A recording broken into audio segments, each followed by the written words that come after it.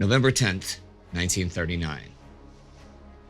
Adolf Hitler runs Germany with an iron hand, but there is a great deal of opposition to him and his rule and the oppression and terror that it entails. It comes from both inside and outside his structures of power, and this week, Adolf Hitler is nearly killed.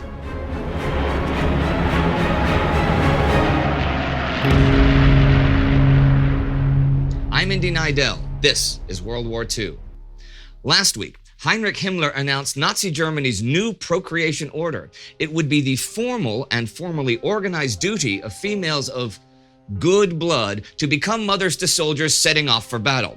There was again no action in the field on the Western Front, and indeed, the British were even beginning to call this war without war the phony war. The Finns were still refusing the Soviet Union's territorial demands, and the Soviets were losing patience.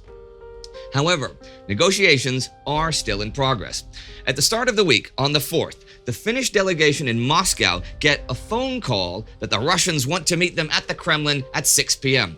At that meeting, Joseph Stalin says, "The Soviet government is the only government that could tolerate an independent Finland. The Tsarist government could not tolerate it, nor could the Kerensky government. But the Soviet government demands that its borders be protected. For this reason, the problem of the Finnish Gulf is important. The Soviet government will not dispose of its feelings on Hanko."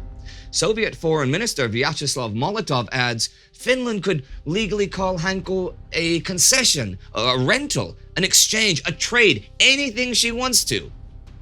Hanko is on the Finnish mainland at the mouth of the Gulf of Finland, and one of the main Soviet demands is to be allowed to lease it and fortify it. Envoy Juho Paasikivi responds that Hanko could not be given up under any circumstances. The Russians then start asking for islands in the Gulf east of Hanko. Stalin points at some on a map and asks, "Do you need these?" Paasikivi says, "Well, that's a new thing. I need instructions from Helsinki." There is another meeting on the 9th that ends with nothing decided, but friendly enough, with Stalin saying, "All the best," and Molotov, "Au revoir." They were not the only ones meeting and debating this week. In the United States, after fierce debate, Congress alters the Neutrality Acts on the 4th. Now, the Neutrality Act of 1937 forbade U.S. citizens from traveling on belligerent ships and American merchant ships from transporting war material to belligerent states, even if produced outside the United States. American ships and citizens were also banned from entering defined war zones. Those provisions remain in place, but now, private American companies can sell war material as long as the purchaser transports it and pays for it on a cash and carry basis. So only private companies, only foreign ships, and paid for up front. This intends to exclude Germany because of Britain's naval strength preventing German merchant traffic across the Atlantic. Britain and France immediately set up purchasing missions in Washington. With or without American munitions, Germany is still making war plans. Or at least Adolf Hitler is. On the 5th, he meets with German Army Commander-in-Chief Walter von Brauchitsch to discuss plans for the invasion of Belgium and Holland. Hitler sets the launch date for next week on the 12th. Von Brauchitsch argues very strongly against it, saying the army is too weak at the moment. Hitler shouts him down, even, according to Martin Gilbert, verbally abusing him for the army's defeatist attitude. Franz Halder, Brauchisch's chief of staff, had led a group that considered plans to overthrow Hitler if he could not be persuaded to postpone the attack. Plans for the army coup were fairly detailed, but Halder had only received a few promises of support from senior officers. The support of junior officers is lesser, as they tend to more closely follow party line. Halder himself, as a serving officer, is unwilling to murder his head of state during wartime. So between that, a limited chance of success, and a chance remark of Hitler's that implies he knows of the plot, Halder and von Brauchitsch called things off. Note, what army opposition there is to Hitler is not based on morals, but on his usurping of army functions. Well, anyhow, on the 7th, Hitler postpones the offensive because of inclement weather. The thing is, von Brauchisch's points were actually really good ones, and could not really be denied. The army is unready, and the winter weather impedes tanks, and the lack of daylight impedes planes. A crucial element of the Blitzkrieg is the need of 5 straight days of good weather to give the Luftwaffe a chance to destroy the French Air Force. The meteorology report on the 7th is unsatisfactory. But if those army officers were only considering removing Hitler, other people are actually trying to do it this week. On November 8th, the anniversary of the Beer Hall Putsch, Hitler's failed 1923 coup attempt to seize power in Bavaria, he makes a speech at the Bürger Braukeller, the beer hall in Munich where the putsch was launched. Just a few minutes after Hitler finishes his speech and leaves, earlier than expected, a bomb blows up. It was planted in the pillar just behind where he spoke. 7 people die and over 60 are injured. The assassin is caught that night trying to cross into Switzerland. He is Georg Elser, a watchmaker who has recently been discharged from Dachau concentration camp where he had been interned as a communist sympathizer. He is now sent to Sachsenhausen camp.